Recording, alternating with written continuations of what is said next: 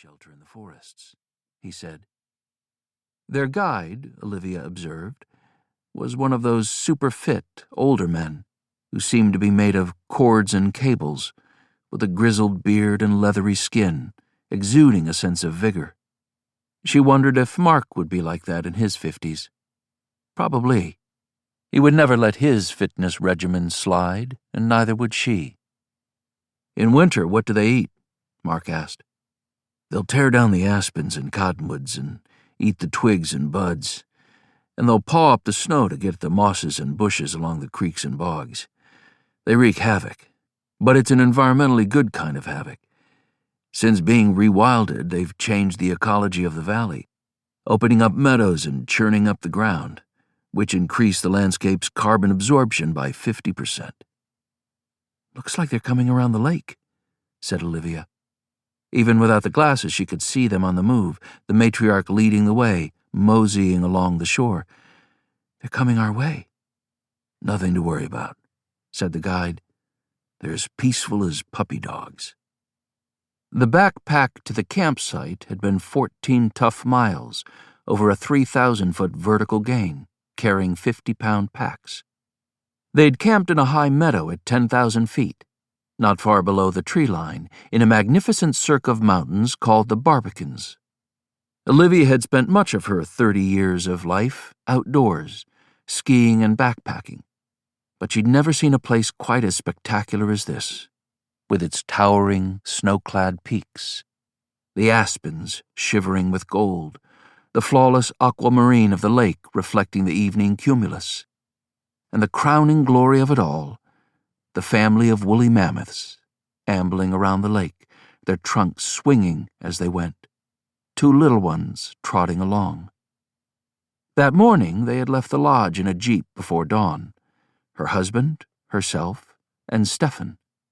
It had been a bumpy 11-mile drive to the trailhead. They had begun hiking at first light, going up through a deep forest of Douglas firs before coming out on a ridge with views down into the Erebus Valley and the now distant lodge and its nearby lake, created along the Erebus River by the gnawing and tree-felling of giant beavers, Castoroides, another animal that had been de-extincted in the jargon of the Erebus Resort. While at the lodge, every evening they had watched woolly mammoths and other Pleistocene megafauna coming in to drink at the lake, regular as clockwork. The guests congregated at the glassed-in wall to watch them gather.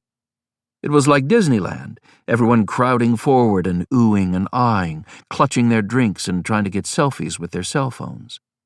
But here, in the mountains, seeing the mammoths living free and naturally was a totally different experience. It was like seeing elephants in a zoo versus viewing them on a safari in the African bush. Mark handed her the binoculars, and she looked again. The mammoths were now on the north side of the tarn and had paused at a thicket, pulling twigs and branches off the bushes and stuffing them into their mouths. One of the mammoths paused to take a dump. An almost ridiculous amount of stuff came out, leaving a giant pile. On the hike up, she had just avoided stepping in a similar mound, so large she had almost mistaken it for a brown rock. If the guide hadn't warned her, she would have sunk up to her knees in it. What a laugh they had about that. Later they had spied a group of glyptodons grazing in a far-off meadow. A more outrageous-looking animal could not be found, Olivia thought. Glyptodons were giant armadillos, the same size and shape as a Volkswagen Beetle. She couldn't see their heads or tails, just 5 nubbly gray humps in a meadow, moving slowly, leaving cropped trails in the long grass. But more than anything else, Olivia was dying to see a woolly indricothere. It was the latest animal Erebus had de-extincted, and there were supposed to be 2 of them in the valley. The indricothere was the largest land mammal that had ever lived, an ancestor of the rhinoceros.